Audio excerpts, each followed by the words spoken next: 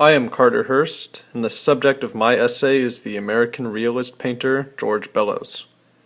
George Bellows's artwork influenced American society's view of the government, war, and city life through realistic depictions of government interference in daily life, World War I, and life in big cities. George Bellows was born in Columbus, Ohio, sometime in mid-August of 1882.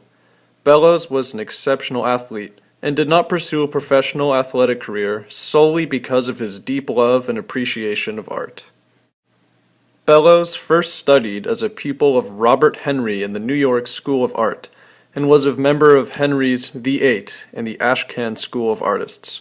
Bellows was first officially recognized for his work in 1908 through his controversial art form that was, at the time, considered sloppy and beyond the guidance of his peers and instructors.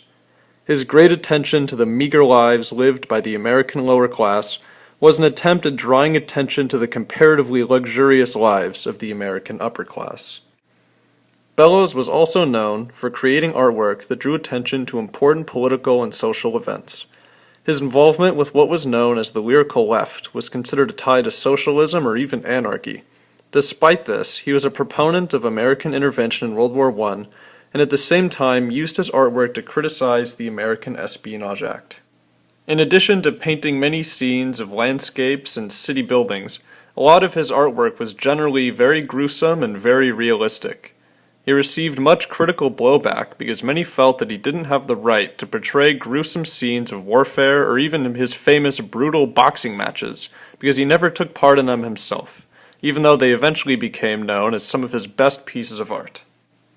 Despite a lot of the controversy surrounding his artwork and his portrayal of modern events, many of Bellows' contemporaries considered him to be one of the most important artists of his time, and one that had one of the largest impacts on how society viewed what was happening around them and what was changing in the United States.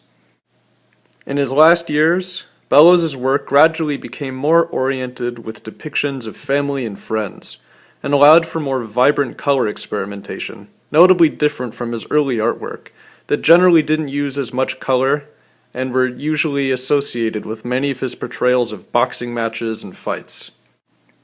Bellows died after a very successful and rich career in 1925 after his appendix exploded.